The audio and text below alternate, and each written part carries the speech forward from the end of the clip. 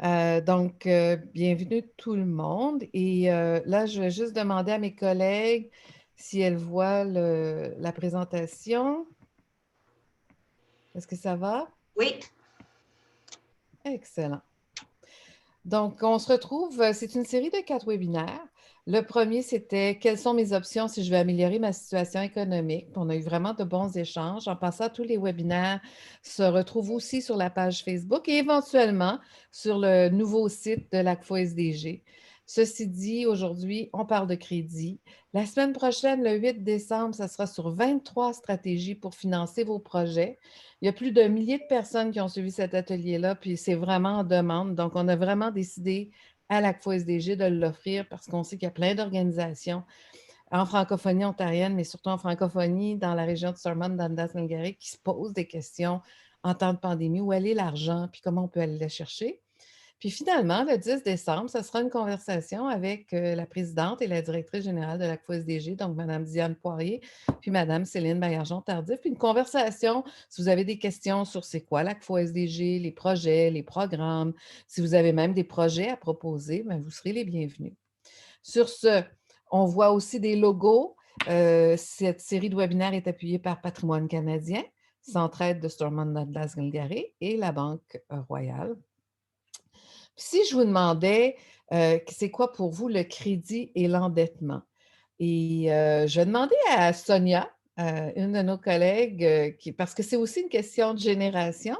Sonia, quand tu entends ces deux mots-là, crédit et endettement, à quoi penses-tu? Je pense à un engagement qui me ferait, moi personnellement en tout cas, bien trop peur. C'est des choses qu'on ne voit pas positivement là d'où je viens, en tous les cas, de France. C'est considéré comme quelque chose de dangereux puisque c'est un engagement qui est assez rigide. Mais je suis curieuse de savoir ce qu'il en a ici puisque beaucoup de personnes m'ont parlé de cette pratique qui est plutôt commune et plutôt facile d'accès. Donc, c'est aussi pour ça que je suis là. Mhm. Mais merci. Céline, maintenant, à notre âge, qu'est-ce qu'on entend par crédit et endettement quand on entend ces deux mots-là? Est-ce qu'on vit de l'anxiété ou on vit, on voit ça comme une opportunité ou autre chose? ben, moi, je te dirais que d'avoir la possibilité d'obtenir du crédit, c'est une bonne chose. Je pense que euh, dans la vie, que ce soit, c'est pas toujours juste des petites choses qu'on achète à petits montants. Fait qu'il faut vraiment comme établir son crédit, c'est-à-dire d'être capable d'emprunter comme de raison et de remettre. Et l'endettement, ben, c'est justement ce qui guette tout le monde, c'est-à-dire qu'il y a quand même un niveau d'endettement raisonnable qui va te permettre de rembourser tes crédits, tes Mhm. prêts. Mais c'est là où est-ce qu'il faut surveiller. C'est la ligne qu'il ne faut pas dépasser. Excellent, ben merci. Puis ça met la table aussi quand vous allez nous entendre, peut-être en différé ou même en live présentement, en direct. Il y a différentes interprétations. C'est vrai que ça peut nous aider à acquérir des choses, à acheter notre première maison, à acheter notre première voiture, des choses comme ça.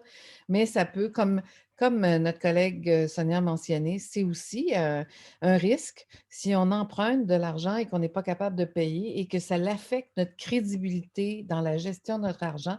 Ben, à quelque part, ça vient nous chercher éventuellement. Donc, qu'est-ce que vous pensez du crédit d'endettement? Il y a différentes citations. Il y a du monde qui vont dire, bon, dans la mesure du possible, je n'utilise pas le crédit, j'en ai, mais je vais l'utiliser juste quand j'aurai une situation de crise. Me donner ce petit coussin-là si jamais j'ai un problème. Il y en a d'autres qui vont dire, parfois j'emprunte de l'argent, mais je suis mal à l'aise, mais tant que j'ai la capacité de rembourser. Il y en a d'autres, c'est vraiment le crédit, c'est pratique, je n'hésite pas de m'en servir. Il y en a d'autres qui disent: «Je suis pas à court d'argent tant qu'il me reste du crédit». Il y en a vraiment qui vont réussir à boucler leur budget parce que oui, ils ont de l'argent, peut-être d'un revenu, d'un travail, mais pas assez pour, vraiment vivre le mois entier, payer les denrées, payer le loyer, tout ça et ça va être le crédit qui va être un complément et là, on se met peut-être aussi en situation à risque. Parfois, on n'a pas le choix, mais il faut souvent, trouver des stratégies pour s'en sortir. Donc, l'attitude à l'égard du crédit, Sonia, tu as tout à fait raison. Il y a des gens qui arrivent au Canada, puis la première chose qu'ils se font offrir quand ils vont ouvrir leur compte à la banque ou à la Caisse populaire, c'est une carte de crédit. Puis l'attitude, c'est de dire, ben, écoutez, à quelque part, j'ai même pas d'histoire de crédit, je viens d'arriver, vous êtes prêt à me donner une carte de crédit que je vais pouvoir utiliser pour acheter des biens. Puis il y en a d'autres qui disent, non, non, non, je veux pas, je préfère travailler, vivre et travailler avec l'argent que j'ai et je vais essayer de me tenir loin. Je connais pas encore assez la mécanique de comment ça fonctionne, les taux d'intérêt, puis papa. Et avant que je comprenne, je veux vraiment voir comment ça fonctionne pour ne pas me mettre à risque. Vous savez, plusieurs des ateliers qu'on a offerts, comme exemple, la dernière fois, améliorer sa situation financière, ben, si jamais un jour vous avez le goût de créer votre propre commerce, votre propre entreprise et que vous n'avez pas tous les fonds pour démarrer seul en affaires, ben, assurément, vous allez vouloir frapper à certaines portes pour aller chercher un peu de crédit. Mais là, si vous avez une mauvaise histoire de crédit, les portes ne s'ouvriront pas pour vous. Donc, c'est important de regarder ça et de vraiment voir là, comment on pourrait bien gérer notre situation financière et bien gérer notre situation de crédit. Puis, le crédit, comment ça fonctionne? Bien, il y a quelqu'un, à quelque part, qui va vous prêter une somme d'argent. On prête de l'argent. On a une partie qu'on dit, bon, j'ai besoin de 3 000 pour m'acheter une voiture usagée. C'est le 3 000 c'est le capital, mais le prêteur doit se payer un peu, donc il va vous charger des intérêts. Nous, ce qu'on rembourse à tous les mois, c'est une partie du capital et une partie de l'intérêt. Et souvent, ben, assurément, on paye plus cher que la valeur première du bien qu'on a acheté. Donc, l'emprunteur pourrait devoir donner des biens en garantie. Comme exemple, si on veut acheter une maison, ils vont regarder notre histoire de crédit, si on a un travail, si on a d'autres entrées d'argent, si on a des biens, pour vraiment, s'il nous arrivait un problème à faire nos paiements, ben, venir frapper à notre porte puis faire un petit peu de pression. Tous les prêteurs vont vérifier votre histoire de crédit, à part les prêteurs des coins de rue, comme j'appellerais, là, vous savez, les boutiques, je ne veux pas les nommer, je ne veux pas leur faire de la publicité parce que c'est assez horrible. Il y a plein de boutiques un peu partout dans toutes les villes de l'Ontario et du Canada qui vont prêter assez facilement de l'argent, mais les taux d'intérêt sont ridicules, c'est des 20-25. Donc, c'est vraiment, puis en plus de ça, ils sont vraiment très durs avec vous. Si vous manquez de payer une fois ou deux fois, vraiment, ils peuvent faire une saisie plus rapidement. Mais ceci dit, les taux d'intérêt sont tellement élevés. Donc, j'ai dit les emprunteurs, là, c'est nous, ces personnes qui empruntent, puis les prêteurs, il y en a dans des milieux formels, comme exemple les banques, les institutions financières, puis il y en a, comme je disais, dans des milieux informels, qui sont des boutiques, des commerces, où est-ce qu'ils vont vous prêter de l'argent. Et là, je vous dis, il y aura des contrats. Prenez le temps de bien lire le contrat parce qu'il peut y avoir plein d'autres clauses. Donc, oui, il y a un coût à emprunter de l'argent. C'est l'intérêt qu'on va payer en plus du montant de la valeur. C'est aussi le temps que c'est réparti. C'est comme on va acheter un bien, on achète une voiture, puis on veut répartir ça sur 3 ans pour nous donner un montant juste avec notre budget, d'être capable de le payer, puis de le payer à temps. À toutes les fois qu'on paie une dette au-delà de la date qui est prévue, ben ça affecte notre crédit. Donc, on essaie, quand on emprunte de l'argent ou qu'on utilise une carte de crédit, d'être capable de payer dans le temps et, ou d'au moins de faire un paiement. Si on ne peut pas faire l'ensemble du paiement, il faut parler à la personne qui nous a prêté de l'argent, négocier peut-être un mois, pas de sursis, mais de décalage. Puis là, on peut s'en sortir. Puis le prêteur a aussi une méthode pour calculer là, l'intérêt selon s'il veut vous charger 2 5 10 15 Puis encore là, faites attention parce qu'il y en a vraiment qui abusent au niveau des taux d'intérêt. Je vous ai mis un site, c'est le site des comptables agréés du Canada. Ils ont une infolettre très, très efficace sur la littératie financière. Ils touchent le crédit, ils touchent l'endettement, ils touchent toutes les bonnes pratiques qu'on devrait avoir si on veut vraiment se protéger, bien gérer nos finances. Puis ça, c'est pas juste pour nous protéger nous, hein, c'est aussi protéger les membres de notre famille. Donc, l'endettement des Canadiens et Canadiennes, par exemple, puis eux autres, ils l'ont prouvé, ils ont regardé les statistiques, ils ont regardé les rapports d'impôts et tout ça. Ça continue à s'aggraver. Puis c'est assez impressionnant, là, le montant. Dans un contexte d'incertitude financière comme une pandémie présentement, bien, il y en a beaucoup qui ont la corde au cou, qui ont la difficulté de joindre les deux bouts. Et à cause qu'il y avait une dette avant la pandémie. Il y en a plusieurs qui ont perdu leur emploi ou qui ont dû trouver un autre emploi, puis c'était peut-être pas au même salaire, puis qui ont toujours le même loyer à payer ou des choses comme ça. Donc, on est vraiment serré, coincé et c'est pas toujours évident. Donc, on dit souvent les finances personnelles, c'est comme un jeu de société. Oui, un jeu de société peut avoir, a toujours des règles et le contexte canadien oblige à certaines règles de base que les emprunteurs, nous, quand on signe une entente pour emprunter de l'argent, on doit respecter et que le prêteur aussi. Dans le formel ou dans l'informel, il y a des règles à respecter. Si jamais on vit une situation d'abus, laissez-moi vous dire qu'au Canada, on est un pays de droit et on a la possibilité aussi de dénoncer ces situations d'abus-là. Le site que je vous montrais tout à l'heure, d'ailleurs, il y a quelques pistes par rapport à ça. En plus, je vais juste faire un aparté, parce que je sais que ce n'est pas sur mes diapositives, mais ça m'est arrivé, moi, cet été, une arnaque sur mon compte à la Caisse populaire. Ce n'est pas la caisse dans mon compte, mais ça a été via mon courriel. Et il y a de plus en plus d'arnaques qui se passent présentement. Des gens qui vous offrent de l'argent, des gens qui vous offrent du travail. Ils vont vous demander d'avancer un peu d'argent pour avoir accès à de l'équipement. Vous ne verrez jamais l'équipement. Donc, il faut faire très attention à toutes ces situations-là qui peuvent se passer en temps de pandémie et aussi les gens qui vont vous promettre de l'argent avec tellement des bonnes conditions. C'est rare qu'il y a tellement de belles conditions que c'est un chemin pavé en or et que ça sera facile. Habituellement, il y a toujours quelque chose qui nous rattrape. Donc, il faut toujours lire. Votre banque, votre concessionnaire d'automobile, votre futur propriétaire vont être les premiers dans votre environnement, sans doute, à vous demander votre histoire de crédit. Et l'histoire de crédit, on appelle ça, c'est le dossier de crédit. C'est on a un dossier à quelque part, c'est géré soit par Equifax ou TransUnion, où il y a des compagnies comme ça qui le gèrent, où est-ce que toutes nos données, à toutes les fois qu'on demande un crédit ou une marge de crédit à notre institution financière, c'est inscrit dans ce dossier-là. On appelle ça le dossier de crédit.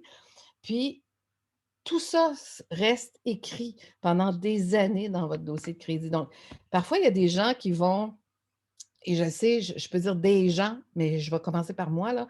J'allais dans des boutiques ou j'allais à un magasin, une grande chaîne, puis là, on me dit: «Ah, madame, si vous prenez notre carte de crédit de notre commerce, vous allez avoir 15 de rabais». Puis je la prenais, cette carte-là. Je me suis dit: «Je ne vais jamais l'utiliser, j'en ai une autre». Puis je voulais pas, mais j'aurais pu, hein, être mal prise. J'aurais pu dire: «OK, je vais aller au maximum de mes cartes». Mais j'allais chercher le 15. Puis là, des fois, j'oubliais d'annuler la carte après. Toutes les cartes de crédit que vous prenez ou qui vous sont offertes un peu comme sur un plateau d'argent sont inscrites dans votre dossier de crédit. Et même si vous ne les utilisez pas, vous avez des cartes actives et ça peut affecter votre crédit. Ça veut dire du jour au lendemain, vous pourriez prendre toutes les petites cartes qu'on vous a données, puis aller acheter à cette boutique-là, puis l'amener au maximum, aller acheter à une autre boutique, aller au maximum, votre marge de crédit à votre institution financière, l'amener au maximum.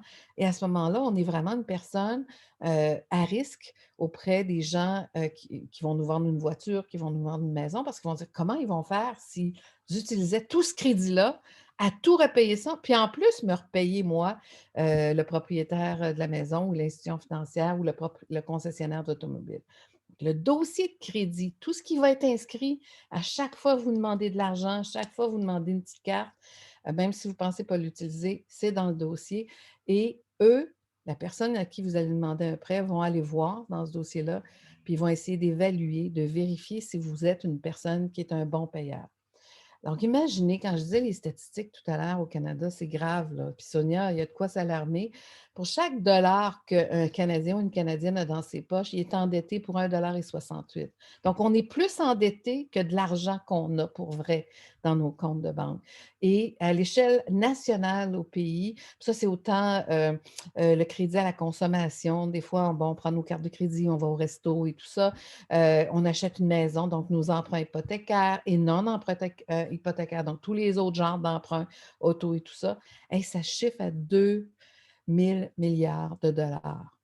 C'est du cash. Donc, quand on dit présentement pandémie, le gouvernement là, est dans le trouble parce qu'il investit à soutenir les personnes et les entreprises, ben dites-vous, monsieur, madame, tout le monde, on est aussi dans le trouble parce que la majorité d'entre nous sont surendettés et en temps de pandémie, c'est juste super plus difficile. En passant, il y a des trucs pour un peu s'en sortir. On va regarder les différentes étapes. pour essayer de rebâtir son histoire de crédit. Il y a des gens que je rencontrais puis qui me disaient: «Ah ben, écoutez, moi j'avais des biens, j'ai encore une terre au pays. Ici, j'ai pas d'histoire de crédit. Quand je veux louer un appartement, on me demande, un cosignataire ou des preuves donc c'est important très tôt de comprendre comment on peut bâtir un bon dossier de crédit et ça va toujours nous servir. Donc, le dossier de crédit, comme je vous le disais, regroupe toutes sortes d'informations, votre niveau d'endettement, toutes les petites cartes que vous avez demandées, tous vos emprunts personnels ou professionnels, mais qui sont à votre nom. Donc, vos cartes de crédit, les marges de crédit, les prêts, les hypothèques, toutes les autres dettes qui ont été enregistrées. Je ne suis pas certaine pour ceux qui font du petit commerce qui n'est pas officiel, là, une institution financière, si ça aussi c'est enregistré dans le dossier de crédit, mais je crois que oui, parce qu'il y a des gens qui me disaient qu'ils ont négocié de repayer ces dettes-là avec des meilleures conditions en passant par un syndic qui les a vraiment aidés. Un syndic, c'est une firme qu'on peut rencontrer quand vraiment là, on commence à souffrir de stress, d'anxiété, parce qu'on ne sait plus là, comment on va arriver pour payer tous nos cartes et nos prêts, et le loyer, et la nourriture, et le vêtement pour nos enfants, et tout ça. Bien, le syndic peut essayer de regarder avec nous notre situation financière et essayer d'explorer des solutions. Et avant de faire faillite, parce que ça peut être une stratégie de dire j'ai trop de dettes versus tout l'argent que je peux générer, que je peux rentrer au foyer, ben, ils vont peut-être nous le conseiller de faire une faillite, donc d'effacer toutes les dettes. Ça dure pendant 7 ans. On peut quand même avoir une autre petite carte de crédit éventuellement après 1 an ou 2 ans, mais ça enlève beaucoup de stress. Ou ils peuvent négocier pour nous auprès de toutes les personnes à qui on doit de l'argent pour payer peut-être juste la partie du capital et pas les intérêts.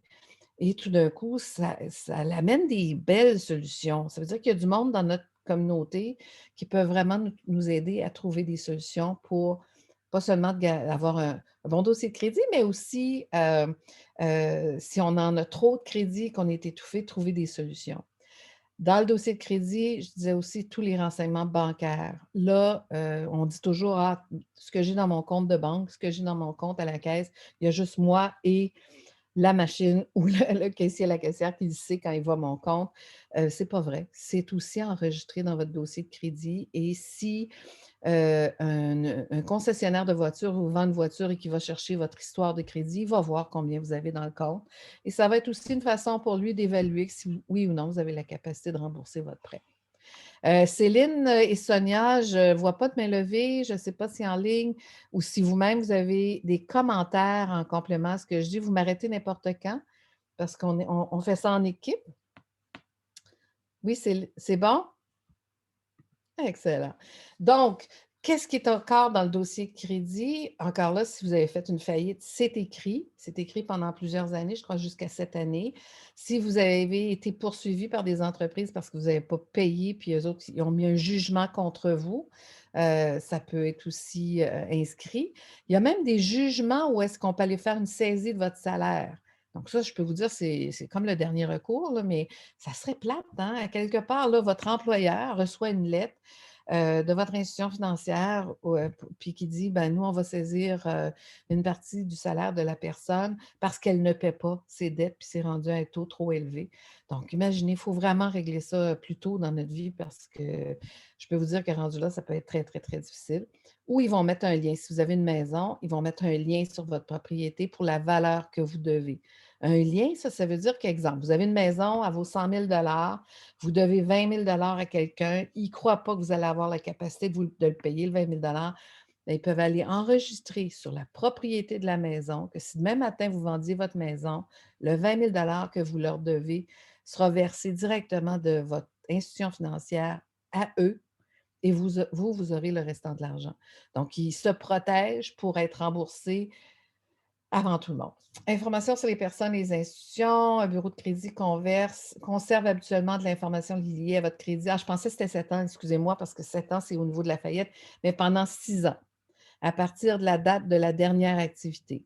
Donc, si vous avez une carte de crédit avec un magasin comme la B et que vous en êtes servi, vous l'avez remboursé, et après 6 ans, toute l'information qu'il y aura eu sur cette transaction-là va être effacée. Ça va toujours être par tranche de 6 ans. OK. Là, c'est les 2 firmes. En passant, vous pouvez aller en ligne, il y a même une façon d'aller chercher votre histoire, votre dossier de crédit, même gratuit, là. Si vous faites une petite recherche sur le navigateur Google, Firefox et tout ça, vous pouvez demander, d'avoir accès à votre bureau de crédit. Ils vont vous demander plein, plein, plein d'informations parce qu'ils veulent quand même pas que monsieur, madame, tout le monde ait accès au dossier de crédit de tout le monde. Votre nom, votre numéro, votre adresse, même votre numéro d'assurance sociale, parce que c'est ça qui va associer vos rapports d'impôts à vous, à l'argent, tous vos prêts, et ou vous pouvez aussi aller sur des sites qui sont reconnus, réputés, qui sont Equifax et TransUnion. C'est les 2 grandes compagnies canadiennes qui, eux autres, gèrent aussi vos bureaux votre dossier de crédit. Puis souvent, les entreprises, quand ils vont vouloir vous prêter de l'argent, c'est là qu'ils vont faire la demande à Equifax ou TransUnion. Je sais que certaines d'entre vous, vous avez peut-être un compte à la Caisse populaire ou dans une institution financière qui a eu un problème là, au niveau technologique, il y a eu des données qui ont été volées. Bien, souvent, ces institutions financières-là ont créé une entente avec Equifax. Puis vous êtes, en étant membre ou détenteur d'un compte à cette institution financière-là, ils vous ont protégé avec Equifax. Equifax, dès qu'il y a des activités anormales, comme quelqu'un vous demanderait beaucoup, tu sais, 2, 3 fois du crédit à votre nom sans que vous le sachiez, dans Equifax, vous écrirez ou vous appellerez pour vous dire, écoutez, est-ce que c'est vraiment vous qui faites cette demande-là de crédit pour protéger l'institution financière, pour vous protéger puis s'assurer qu'il n'y a pas personne qui fait de la fraude en votre nom. Mais retenez ces 2 noms-là, Equifax et TransUnion, puis, comme je disais, vous pouvez carrément aller chercher votre dossier de crédit. Ça ressemble un peu à ça, là, le dossier de crédit au niveau de TransUnion et Equifax. Vous allez avoir votre nom, vos coordonnées, votre adresse. Puis là, vous allez être surpris. Vous allez vous dire: «Ben, comment ça se fait que j'ai déménagé puis, il y a 6 mois, puis que ma nouvelle adresse est sur le dossier?» Ben, eux autres, ils vous suivent et selon les différentes transactions, vous avez changé l'adresse sur votre carte de crédit, oups! Le changement va se faire aussi, sur votre dossier de crédit. C'est vraiment un profil, très, très juste. Puis ça se peut qu'il y ait des erreurs dans votre dossier de crédit. Puis là encore là, moi, je l'ai vécu et on peut contester, on peut les rejoindre, leur dire: «Écoutez, vous avez telle affaire dans mon dossier» et vous pouvez avoir un recours pour demander de faire la modification. Oups, oui, un instant, ça a été plus vite. Oui. Donc, parmi les clients de ces grandes compagnies-là qui vont avoir accès à vos dossiers, eux autres, ils payent un compte professionnel, puis plus facilement que nous, peuvent aller sur cette plateforme-là, ils rentrent notre nom, puis là, toutes les étals côtés vont apparaître, puis là, ils vont, selon l'adresse, ils vont pouvoir repérer qui je suis parce que on n'est pas obligé de donner toujours notre numéro d'assurance sociale. D'ailleurs, il faudrait le donner le moins possible à n'importe qui pour différentes raisons. C'est surtout pour Revenu Canada. Mais ceci dit, les grands clients qui vont être connectés, qui vont avoir des comptes professionnels dans TransUnion, Equifax, bon, c'est les banques, les caisses populaires, les sociétés de financement, les sociétés de location, les compagnies de cartes de crédit, tous les fournisseurs de services, tous les détaillants ont souvent un compte avec Equifax et TransUnion. Puis dès qu'on demande une nouvelle carte de crédit, ben, vu qu'ils ont un compte direct avec une ou les 2 carrément compagnies, ben, ils ont juste besoin de rentrer notre nom, puis notre adresse, puis tout d'un coup, le dossier apparaît, puis ils savent, même en dedans de 2 ou 3 minutes, si ça vaut la peine de vous donner une carte de crédit de 500 $, de 2 000 $, 2 500, 3 000 $. Donc, c'est vraiment un milieu, c'est pas pour rien que le Canadien ou la Canadienne, pour chaque dollar, il est endetté à peu près de 1,68 $. C'est que l'accès au crédit, c'est vraiment très facile au Canada, puis il ne faut pas tomber dans le panneau. Ceci dit, les entreprises et institutions bancaires transmettent des informations au bureau de crédit. Donc, toutes les fois qu'on va chercher, qu'on met plus de dépenses sur de la carte de crédit qu'on a avec notre institution financière, ça l'apparaît dans notre dossier de crédit. On va chercher un prêt pour notre voiture, puis on passe par notre institution financière. Ça va dans notre dossier de crédit. Des fois, on achète directement au concessionnaire de la voiture, puis on signe un contrat avec eux et ça va être via leur compagnie de crédit, comme exemple Honda et Honda Crédit. Bien là, à ce moment-là, ça va aussi aller dans notre dossier de crédit. Tout converge.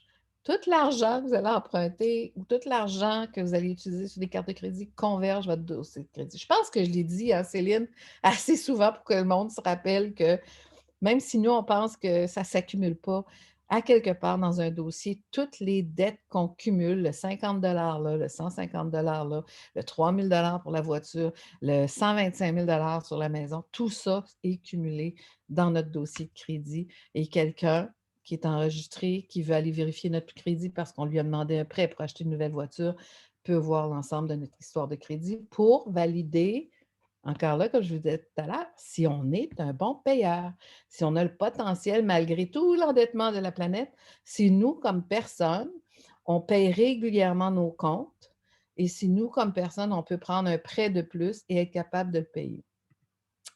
Puis, oui, il y avait aussi cette autorisation, fait souvent partie du contrat signé entre elles. Là. Nous, quand on signe un contrat d'achat, il y a toujours des clauses qui disent qu'on permet à l'emprunteur d'aller vérifier notre histoire de crédit. Entre les firmes comme la banque, la Caisse populaire et ces entreprises-là, ils signent aussi des ententes.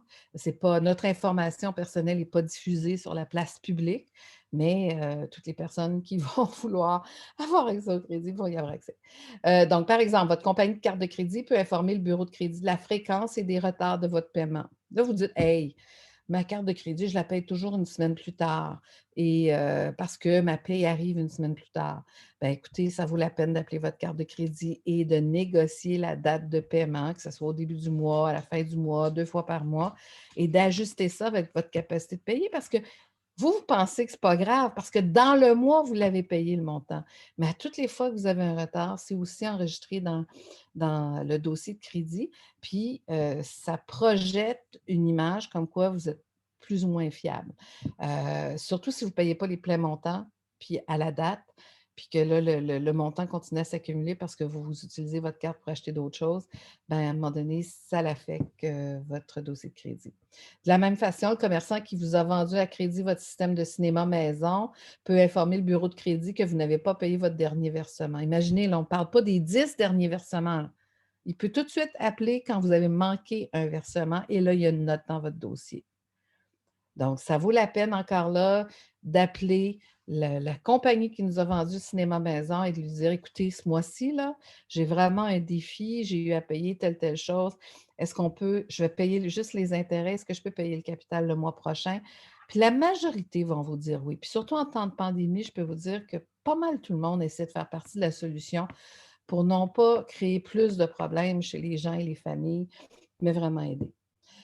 Donc, la carte de crédit, on sait ce que c'est. C'est que j'achète quelque chose, je n'ai pas l'argent nécessairement ou je veux le mettre sur la carte de crédit pour comptabiliser ce compte-là, puis je vais payer ma carte de crédit plus tard. Céline, est-ce que c'est utile une carte de crédit? Puis si oui, pourquoi? Oui, je pense que la première chose, je reviens à ce que Sonia disait tantôt, ça lui fait un petit peu peur, mais je pense que d'avoir une carte de crédit, ça va lui permettre d'établir son crédit en autant que lorsqu'elle met quelque chose sur sa carte de crédit, elle puisse payer. Mais aujourd'hui, pratiquement n'importe où, que ce soit pour des hôtels, des voyages, l'achat en ligne, ça nous prend une carte de crédit. Fait que c'est difficile de vivre autrement. Fait que moi, je pense que oui. Puis en même temps, pour des nouveaux arrivants, par exemple, ou des jeunes qui commencent, des jeunes adultes qui commencent, d'avoir une carte de crédit, c'est vraiment important. Puis ça nous permet établir notre crédit. Oui, parce que, encore là, vu qu'on en a une, merci Céline, puis qu'on en a une, on a acheté des choses avec, on la rembourse, ça montre qu'on est capable de payer dans le temps le montant minimum qu'on devrait payer et ça bâtit, comme Céline a dit, notre code de crédit. Ceci dit, les cartes de crédit, il y en a des tonnes. Vous pouvez les magasiner. Il y en a qui ont des meilleurs tarifs que d'autres. Il y en a qui n'ont pas de frais. Il y en a qui ont des frais. Il y en a qui ont des intérêts plus élevés. Il y en a d'autres qui ont des intérêts moins élevés. Souvent, la carte de crédit associée avec notre compte bancaire ou notre compte à la caisse, c'est souvent une des meilleures cartes parce qu'ils essayent de nous donner de bons avantages. Mais quand on a de la difficulté à penser qu'on serait capable de se contrôler avec une carte de crédit, là, un crédit, ça nous brûle les doigts Mais moi, j'ai vu de plus en plus, surtout des jeunes, me dire, ben écoute, moi, oui, j'en ai une carte de crédit pour m'aider à louer une voiture, pour m'aider à louer une chambre d'hôtel ou quoi que ce soit, mais ils vont acheter des cartes prépayées. Donc, ça demeure une carte de crédit, on met un montant maximum, ça peut être 100 200 500 puis quand on arrive au bout de ce montant-là, puis ça n'affecte pas notre code de crédit, ça, là, parce que c'est comme si on mettait de l'argent sur la carte et on s'en sert à différents endroits où est-ce qu'on va acheter des choses.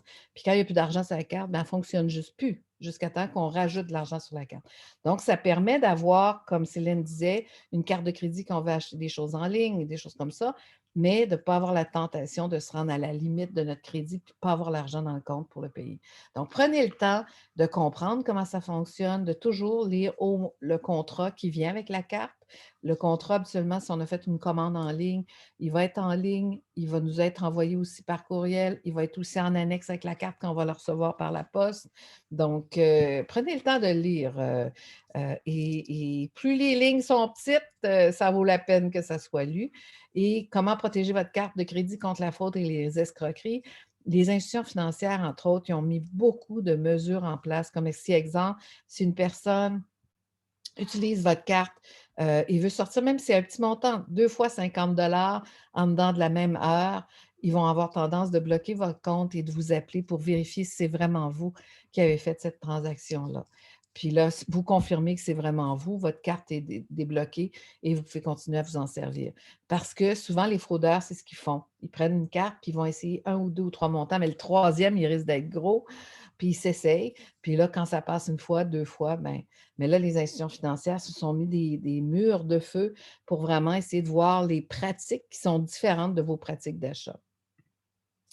Donc, situation où votre autorisation n'est pas requise, parce qu'habituellement, on signe puis on autorise les gens, on leur dit j'ai besoin de 5 000 et oui, je vous autorise à regarder mon histoire de crédit, mon dossier de crédit. Assurément, si vous ne donnez pas la permission, bien souvent les gens vont dire désolé, je ne vais pas vous prêter l'argent. Moi, j'ai besoin de savoir si vous êtes une bonne personne puis un bon payeur. Donc, les organisations qui détiennent vos informations personnelles comme vos informations financières peuvent les mettre sans votre autorisation à certaines personnes, oui. Sinon, il va falloir que toutes les autres personnes doivent avoir votre autorisation de permettre de donner votre histoire de crédit. Puis ça, c'est vraiment, comme exemple, les agences de recouvrement, les avocats, un commissaire qui protège l'entité qui vous a prêté de l'argent, les polices. Eux autres n'ont pas besoin de vous demander votre permission pour aller voir votre dossier de crédit parce que soit vous devez trop d'argent, puis la loi leur reconnaît le pouvoir d'aller voir directement votre dossier de crédit.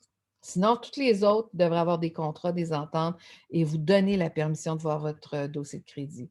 Assurément, si vous ne signez pas, comme je vous le dis, si vous ne leur donnez pas la permission à un prêteur, il va dire ben, désolé, si je ne peux pas voir votre histoire de crédit, ben, je ne vous prête pas d'argent. Vous avez droit de voir votre dossier de crédit. Vous devez faire une demande d'accès de crédit au bureau de crédit avec lequel vous souhaitez faire affaire. Vous pouvez aller voir votre dossier de crédit en temps réel si vous allez sur les sites que je vous mentionnais tout à l'heure. Vous pouvez demander des rapports. C'est sûr qu'il va y avoir un délai pour vous donner ces rapports-là si vous voulez avoir plus de détails, si vous voulez remonter dans le temps. Il y a des frais. Ces compagnies-là essaient de donner des frais assez raisonnables. Là, j'ai un blanc de mémoire, mais moi, j'ai déjà été chercher ma cote de crédit. C'était Crédit Karma, je pense. Puis c'était gratuit. Mais encore là, il fallait que je rentre toutes mes informations. J'ai ouvert un compte. J'ai des questions de protection pour pas que d'autres monde qui aient voir mon compte. Et ça me permettait d'avoir accès en temps réel à mon dossier de crédit. Et là, Sonia, je ne vais pas te passer nécessairement la parole, à part si tu veux parler, mais même toi qui arrives au Canada, tu pourrais aller t'ouvrir un compte sur Microkarma et c'est gratuit et voir au fur et à mesure que tu es installé au Canada, ton histoire de crédit. Ton propriétaire qui t'a loué ton appartement, tu dois déjà avoir quelque chose dans ton dossier de crédit, malgré toi, parce que ça devait être dans le contrat, dans le bail que tu as signé. Tu as une question, un commentaire, Sonia? Je te Non? remercie pour la remarque en tout cas. Non, mais ça vaut la peine de le regarder, surtout quand notre dossier est vierge, puis qu'on veut s'assurer de garder de bonnes pratiques de crédit. Puis honnêtement, Céline, elle avait raison tout à l'heure. Des fois, on va se chercher une carte de crédit juste pour, une fois de temps en temps, acheter un produit et le rembourser assez rapidement. Et on Ouais. bâtit notre crédit parce que la journée que tu vas vouloir t'acheter la maison au Canada, ta maison au Canada, ton petit paradis en sol canadien, ben à part si tu as vraiment réussi à beaucoup économiser, tu auras sans doute besoin d'une hypothèque et ils vont regarder ton histoire de crédit. Et souvent, ce qui bloque les gens, c'est qu'ils n'ont pas d'histoire de crédit au Canada. L'histoire de crédit du pays d'où vous venez, ça ne compte pas. Donc, il faut vraiment que dans les documents au Canada, par les firmes qui colligent notre information, ben, qu'ils y aient accès. Donc, puis encore là, on ne parle pas des gros montants, hein. Non, c'est C'est juste. vraiment la pratique. Pardon, vas-y, Sonia. Oui, non, c'est d'autant plus pertinent parce que c'est la difficulté à laquelle je me rends compte en ce moment et ce dont parlait Céline plus tôt également, c'est-à-dire que c'est devenu absolument nécessaire pour moi d'avoir une carte de crédit et j'en ai commandé une rapidement pour des petits achats, que ce soit sur Internet ou dans des contextes particuliers où une carte de crédit, c'est la solution sine qua non. D'autant plus que moi, ben, le pays d'où je viens, la France, on n'a pas du tout le même système. Et effectivement, on ne peut pas transférer nos historiques puisque ça ne correspond pas. Donc, Exactement. merci. La seule chose qui pourrait se transposer, c'est quand on fait des transferts entre pays. Mhm. Comme exemple, moi, j'ai déjà payé des consultants dans d'autres pays, mais ça, c'est aussi dans mon dossier, dans mon institution financière, dans les paiements que j'ai faits. Donc, ils peuvent peut-être retracer certains aspects de ça, mais encore là, c'est vraiment pas évident. Tu as tout à fait raison. Euh, donc, merci. Comme je disais tout à l'heure, on peut demander si on voit notre rapport de crédit et qu'on voit qu'il y a des erreurs. Comme là, si Sonia s'en va, elle sait que son dossier est vierge, là, il est parfait, puis que tout d'un coup, elle voit qu'en son nom à elle, il y a quelqu'un qui a été chercher un 500 $ de crédit et que ce n'est pas elle, elle peut demander une correction à son dossier. Là, il faut le faire par écrit et ça peut prendre un peu de temps, mais ils vont traiter vraiment votre demande. Puis là, je vais passer au travers, mais vous allez le voir dans l'enregistrement aussi, mais il faut vraiment faire la demande par écrit, communiquer d'abord avec le bureau de crédit, leur donner de la justification et de pourquoi, puis ils vont faire la recherche et si vous avez raison, ben, ils vont faire les changements. Le bureau de crédit a par contre 30 jours à compter de la réception de votre demande pour y donner suite. Donc, si on voit qu'après 45 jours, il n'y a rien de changé, vous n'avez pas de nouvelles relancées, ça veut dire qu'ils n'ont pas de. Vous pouvez presque faire une plainte au bureau de crédit parce qu'ils n'ont pas respecté la règle canadienne de répondre à vos demandes. Recours, on a même des recours, c'est ça un pays de droit, hein. On peut faire une plainte, puis après ça, si ça ne fonctionne pas, on a un recours. C'est qu'on veut donner vraiment à tous les citoyens et citoyennes la possibilité de revenir et de dire, écoutez, là, je vous ai demandé de corriger mon dossier, je vous ai envoyé les preuves, vous ne l'avez pas fait, vous avez dépassé le temps d'accès. Bien là, on peut aller plus loin pour faire une recours. Puis on peut faire une demande d'examen de la mésentente auprès de la commission d'accès à l'information.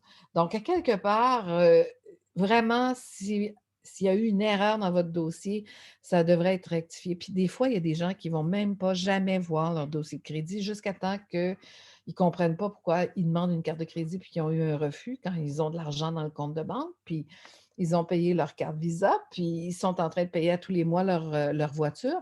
Bien, dans les derniers 6 ans, s'ils ont eu des retards de paiement, s'ils ont pris 3 cartes dans des magasins, mais qui sont actives, même s'ils ne sont pas utilisés, vous n'avez pas du crédit dessus, mais elles sont ouvertes, ben, puis ça peut aussi affecter notre dossier si c'est écrit. Puis il y a des gens qui ne comprennent pas, puis ils ne vont jamais voir leur dossier.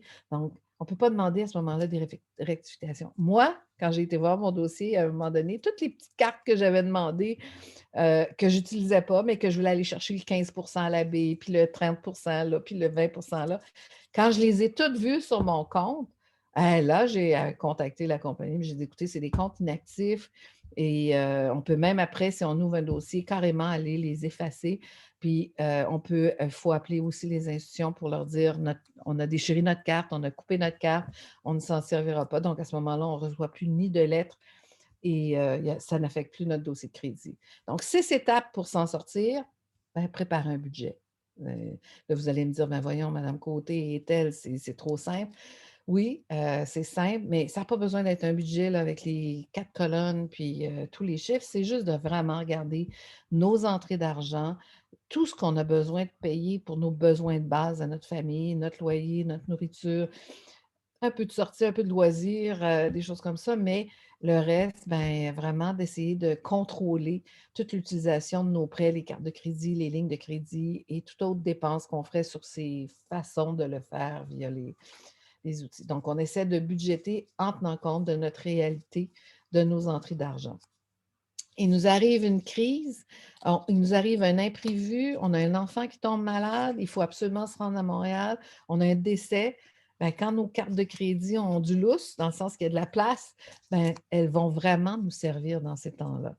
Et quand on a de la misère à joindre les 2 bouts, encore là, je vous dirais, peut-être pendant quelques mois, ça peut aider, mais il ne faut pas rester dans ce cycle-là parce qu'on est toujours dans le stress d'être endetté, d'avoir la paie, de repayer avant la fin du mois, remettre des dettes sur la carte et on est vraiment dans ce cycle-là.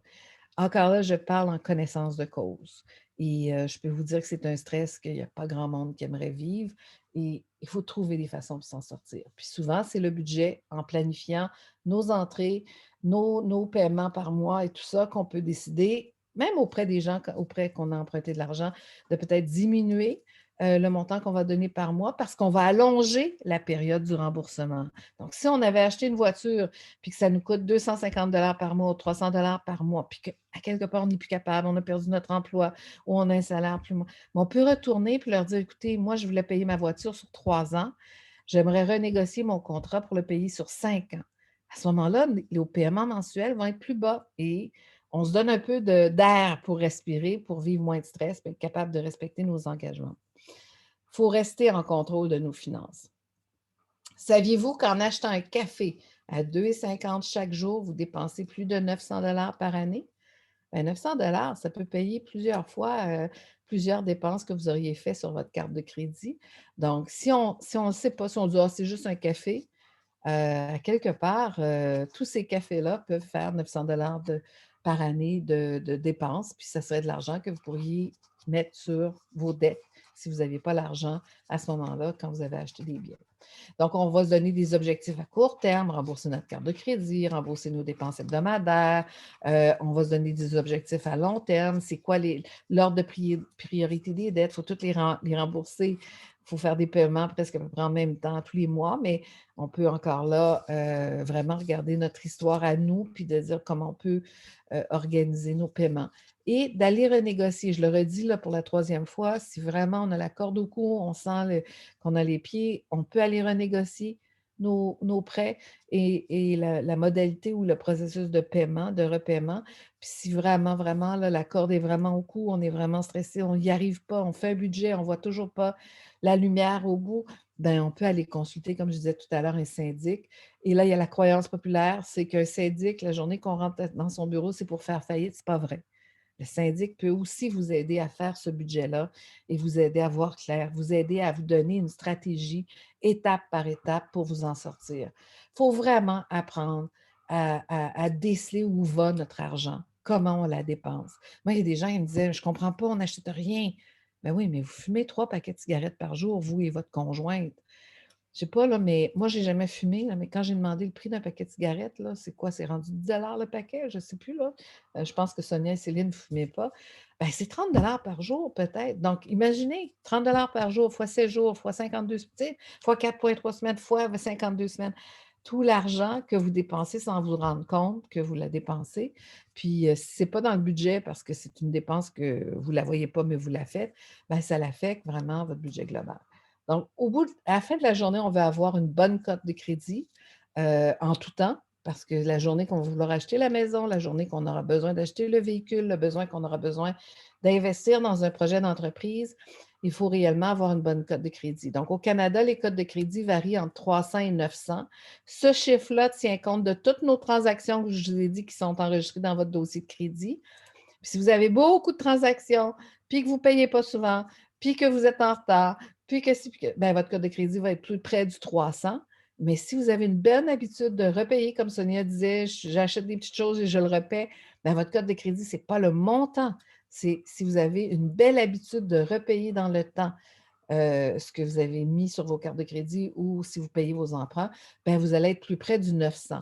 Des cotes de 750, une cote de 600, c'est considéré comme une cote qui est bonne. Ça va vous permettre de faire des emprunts pour acheter un exemple, une voiture, mais ça peut être difficile pour une maison. Des cotes de 750 et plus, c'est vraiment des cotes très excellentes. Donc, entre 750 et 900, Sonia, ça devrait être ta cible. Je sais que tu vas tout faire pour y rester. Puis des fois, on a des défis dans notre vie. Moi, je peux vous dire la journée que je me suis séparée et que j'ai eu à payer à 2 endroits ma petite cote de crédit pendant ce temps-là, ça a été assez difficile. Puis ça m'a pris 5 ans à peu près de la remettre à un niveau que je voulais acceptable aux alentours de 700, 750. Donc, il va arriver des épreuves dans nos vies où est-ce que de temps en temps, notre crédit va faire ça, mais soyons-en conscients et il faut encore là se donner un plan de match pour surmonter. Donc, élaborons un plan. Puis ça, on le fait, puis on essaye de le suivre, puis ça se peut très bien qu'on ait des défis. Moi, j'ai parlé d'un syndic. Il y a aussi d'autres genres de conseillers financiers qui peuvent vous aider à élaborer votre plan en fonction de tout ce que vous avez emprunté et tous vos créanciers. Il faut trouver des stratégies pour se contrôler nos finances, contrôler nos entrées, nos sorties d'argent et prendre des décisions.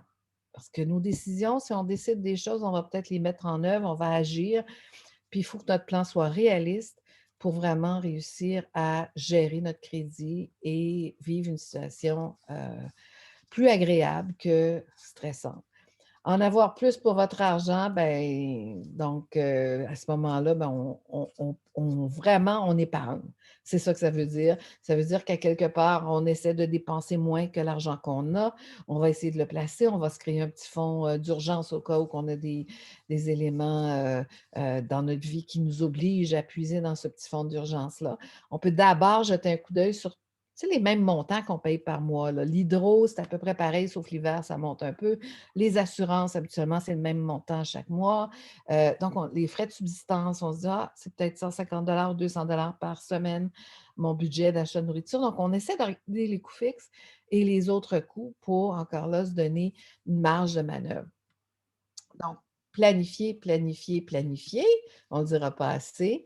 Et il faut vraiment trouver une façon de gérer nos dettes pour pas que ce soit un boulet au pied ou une corde au cou qui nous tire vers l'arrière. Et vous savez, plus on est stressé, plus on a de l'anxiété en lien avec l'argent qu'on a ou l'argent qu'on gère mal ou la dette, ben, ça fait en sorte qu'on dort mal, ça affecte notre travail, ça affecte nos relations avec les membres de notre famille. Ça a vraiment un impact partout dans notre vie. Et vous voyez le panneau, la personne, elle veut se rendre vers la libération de ses dettes, mais tout ce qu'elle a mis à son nom, les prêts, les retards de paiement, son prêt étudiant qui 20 ans plus tard ou 15 ans plus tard n'est toujours pas totalement payé, le plan d'achat dans un magasin parce que vous avez acheté la voiture, la télévision, le set de chambre, le set de cuisine et tout ça en même temps, puis là, tout d'un coup, vous êtes vraiment la corde au cou et le boulet au pied, donc c'est vraiment très, très difficile.